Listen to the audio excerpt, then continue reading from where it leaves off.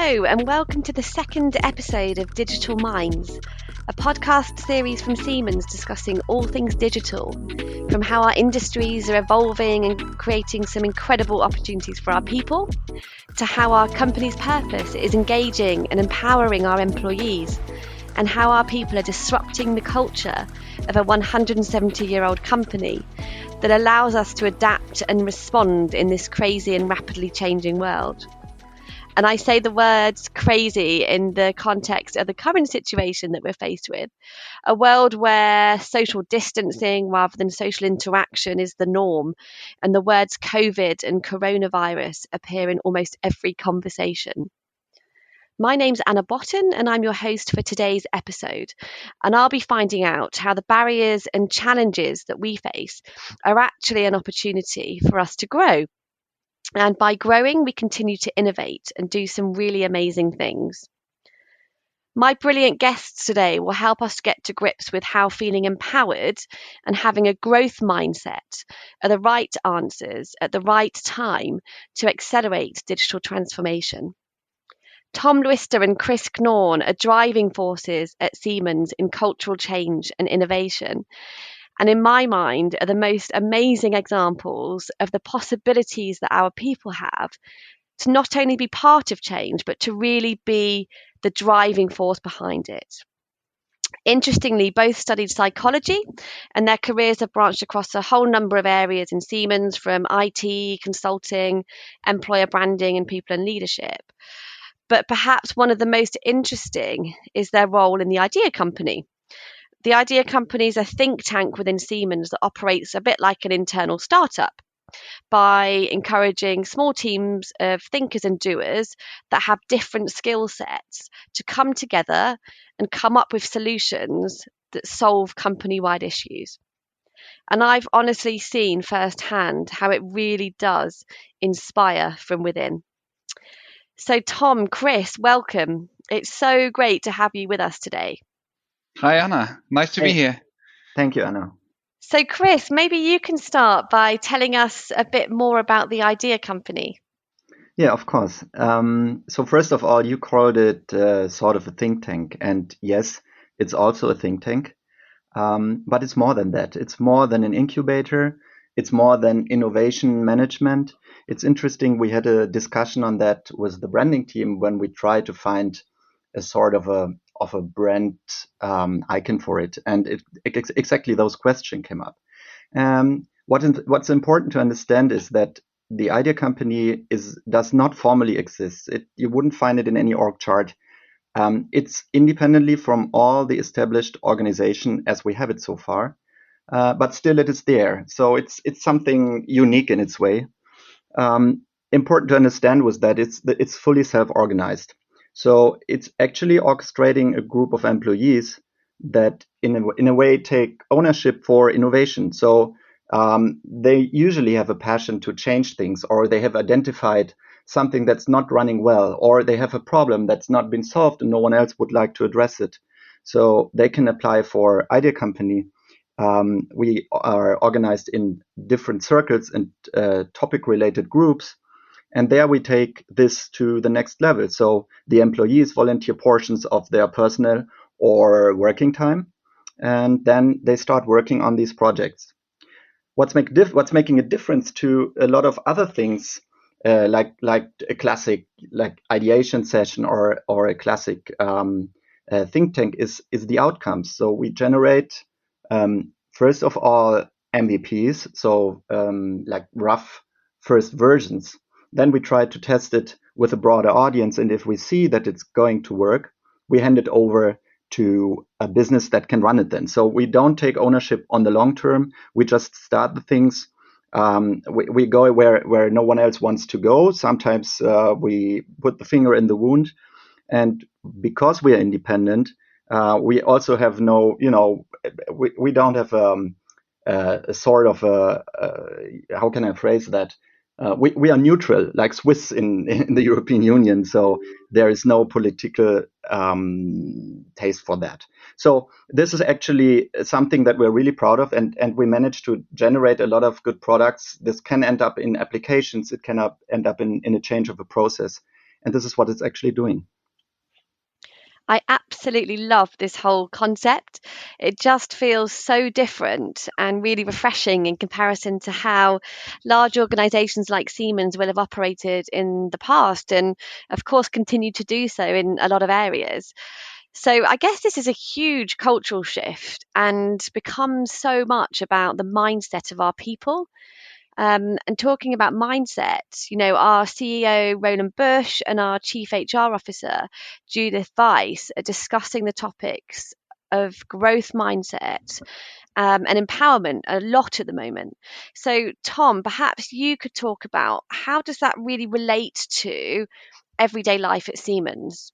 Yeah, I think that's the most important question around the topic. Yeah, because what I see is that lots of people talking about growth set or growth mindset, empowerment. What is the concept? What does it mean?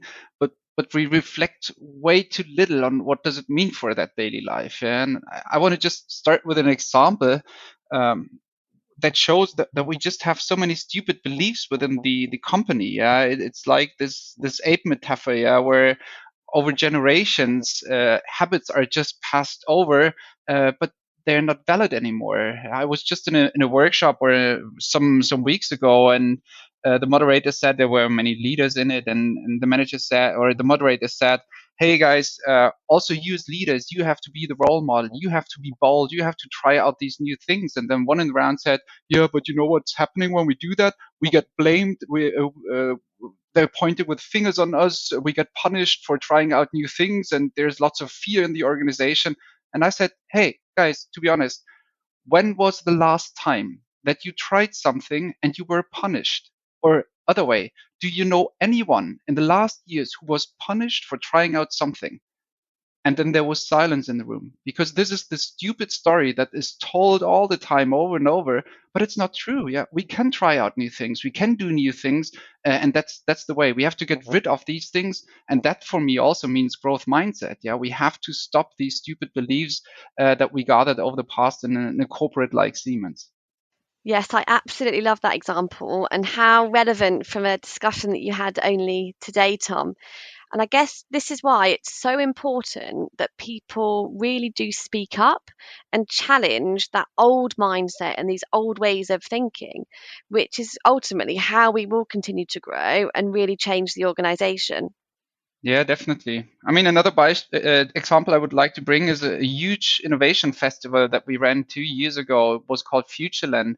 And we did everything different to the way Siemens usually does it. We had 250 people sleeping on air beds in an old Siemens building. Instead of having this fancy, shiny catering, we just had a trailer where people could grab a beer and that's it. Yeah. And the whole festival was built to break beliefs within Siemens. And so many people said, we never thought that something like that could have ever happened within Siemens. Even some external working students that we had to help with the festival, when we built up the whole thing, they said, "Are you really sure that this is Siemens? This is a festival for Siemens? Yeah, we thought you guys are old fashioned." And I think this is the mindset that we have to foster.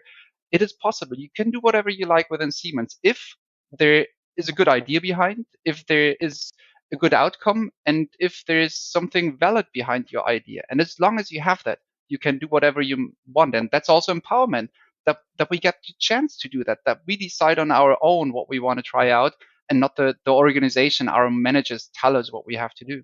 And if I may chime into that, Tom, the other thing is this empowerment also has two sides. The one side is that someone has trust in you, that you do it in the best sense. The other side is that you take ownership for it. Otherwise it wouldn't work. There's a lot of things we are able to do, but then you have to take the responsibility, which means if you outperform, you get the bonus for it. If you mess it up, then you have to take responsibility for it. And that doesn't mean you get punished. It just means you have to learn, and you have to get up, and you have to see how you can fix it, how you can do it better, and what is the result out of that for the next time. And I think this is important. I mean, there's a lot of people who don't dare to do that because it's still the old belief that it might have consequences.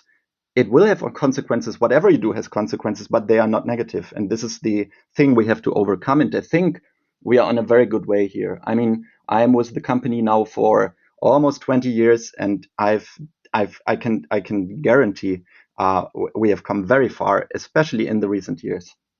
I totally agree with you, Chris, in how far we've come as an organization. And I really love this whole topic around failing and learning. Ultimately, when we make mistakes and have failures, it's an opportunity for us to learn. I read a really great article this week about learning our way out of a mistake or a problem. And that really is where the magic happens, right? We make a mistake, we learn, we're open and transparent about it, and we move forward. And that really brings to life this whole concept of growth mindset.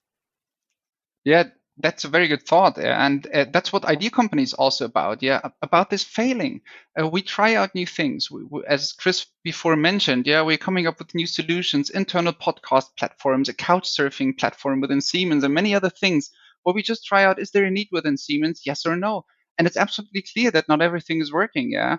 But it's not business critical topics where we are experimenting with these new ways of working. Nevertheless, there is some great outcomes, and the organization loves the products that are then scaled up afterwards. And that's the way. We shouldn't experiment in the areas where we might crash the whole business. Yeah, but there are lots of other opportunities that we have. And it demands the strength then also to acknowledge that something does not work and let go of it. Not just keeping it upright because, oh yeah, my heart blood is in that project and we started it and it must become something that really works. If we see it's not adopted by the company, we just let it be. And then, it was worth a try. It could have been something. Obviously it's not. So let's focus on something new. Agree. And this is where, resilience of our people will become more and more important over time, right? Because you have to have some level of resilience to be able to make those mistakes, but see the learning and have the optimism about what that brings in the end. So I love this, and I love the way that you're really challenging some of these traditional beliefs and mindsets that, let's face it and let's be really honest, we are a company of 170 years old. We are known as a traditional engineering and manufacturing company. We are pushing into that digital space. We have to work hard to change some of these mindsets that absolutely do exist still today. But perhaps you can bring this to life a bit more for us, Tom and Chris. How can we really translate this into everyday work? And what's your view on the effect that this will have on our jobs if we really do get this right? Yeah, I can start with a thought on that. I mean, in a large company, and we have more than 200,000 people at Siemens AG right now. Um, over all the careers, you see like the company is transforming. We are buying new companies, we integrating companies, and on your job role, you're sometimes being moved left or right, and after a couple of years, all of a sudden you end up in doing something that you actually never studied, or that wasn't your idea in the beginning. And this can be very good because all of us, obviously, you did something good, and someone has seen that. But still, you have different capabilities. In an old organization that has that does not have that growth mindset and that is strictly bound in hierarchies, then all of a sudden you would stuck with something. If it's good or not, that's relative. But if we do that right, we have a chance to also leverage all the capabilities of the employees. And this is why at ID Company we've been experimenting heavily with something that we call the task market. And the task market is something where we try to match skills with job opportunities like an inside gig. So it's something that the people can do in addition to their job. And I think this is the magic. If we can take that further, we can leverage a lot of time and a lot of power and a lot of motivation to people because they all of a sudden can work on projects that they really have passion for in addition to their job that otherwise would have just been lost. I'm giving you an example. If we do that right and we have someone who is leading a department and is in the need to staff an additional project, but due to the limitation of human resources and due to the limitation of budget, he would not be able to do it in a certain period of time. So he either have to postpone it to the next fiscal year with new budgets, or he has to just drop it. He could just post that job in the task market. And the task market then would send out a notification to all the people who have signed up in the task market that say, we have a capability or we have a knowledge in a particular field, and we would be interested to bring that to life. So all of a sudden, that leader of a department could form a team of volunteers and bring this project to life, which otherwise would either go to an agency or, as I said before, would just have been dropped. And to do that, I mean, it's not just building a tool that matches skills and jobs. It's a whole change management system. And I'm not saying that the whole company from day one to tomorrow will just change like that. And that might not even be a desirable vision. But if we only could leverage a certain power of that, I think we would make a tremendous step forwards in that. Yeah, and to conclude this, as we talked about empowerment in the beginning, is there anything more powerful to empower people than giving them the opportunity to decide on which projects they'd like to work, on which skills they would like to raise, to increase, in what areas they would like to gather new experiences? I think this is empowerment in its pure idea, and that's what we are working on, to make this available not only within Idea Company but throughout the whole organization. And even if you would take that to a next step, then there is even more in there. So imagine you would not only be able to put up, like a skill that you have already in your CV, but maybe a skill that you just have acquired by a new learning program, or that you would like to acquire by an upcoming learning program. And all of a sudden you would have the opportunity to, to test your new learnings that you just got in a real project. Then all of a sudden you already solve the whole issue of training on the job in a total new dimension. Because let's face it, in a lot of large organizations, what's happening is you have a learning hour goal. So you do your training. Let's say you do a moderation training because that you think might be of help for you. And you're totally motivated to run the motivation training because you think at one point in time you may bring it to life in a project. But then, because your line organization does not have a project to do that, this will be just remain with you. You can never test it and you cannot train it. So the next time you would have an opportunity might be 2 years later. You already have forgotten about it. So the training was almost down the drain. So if we could solve that by bringing people directly into a position where they can test what they just learned, more or less in a very short period of time, because we have lots of projects coming up in this task market, that would also, as I said, solve the training on the job lesson, which a lot of companies are struggling with. Yeah, and I absolutely love this whole concept. And if you think about it from an engagement perspective, like how rich and diverse people's careers will become if they can take on a project with a country or a region or a business that's far beyond the reach of their day-to-day function. It's just an incredible opportunity when you think about scaling that across an organization the size of Siemens, across the whole number of industries that we're operating in. It's incredible. And as you say, can absolutely support some of the other learning paths and learning platforms that we have in place already. Yeah, it's connecting actually a lot of dots. The other thing is, but at the same time, it also requires a total change in culture because, of course, now the question comes, if you work X% on a different project, who will then do your PMP in the end of the year? How do the managers that will be leading you somehow exchange the knowledge about the quality of your work? How does a workers' council react if you would put it like a real inside gig and put like star ratings for the work that you did, or all these things that are coming up? And it does not have to be a threat, nor should it be something that we would not want to go into because it's tricky. I think it's necessary to do so because I strongly believe that the future of work is going in such a direction. But still, I'm saying it's more than just building a tool. It's also a change management project. Yes, I totally agree with you. This goes way beyond being about just a tool. It's about all of our people really embracing these new approaches, which, as you say, truly are the future. And from what we've talked about today, I strongly believe that Siemens are in a really great position to embrace this sort of change. Well, that was a really fascinating discussion, Chris and Tom. So many cool examples of the brilliant work that's happening at Siemens. And I guess most importantly, some of the brilliant minds that really are working within Siemens, challenging the old beliefs, removing the barriers, and making this change happen. And Chris, I have to echo what you said. I mean, I'm not quite at the 20-year mark yet with Siemens. I hope to make it there. But in the past few years, I've personally seen a huge change in our culture. But I'm really genuinely excited to see how our company continues to evolve, and even more excited for any listeners out there who want to be part of this journey as well.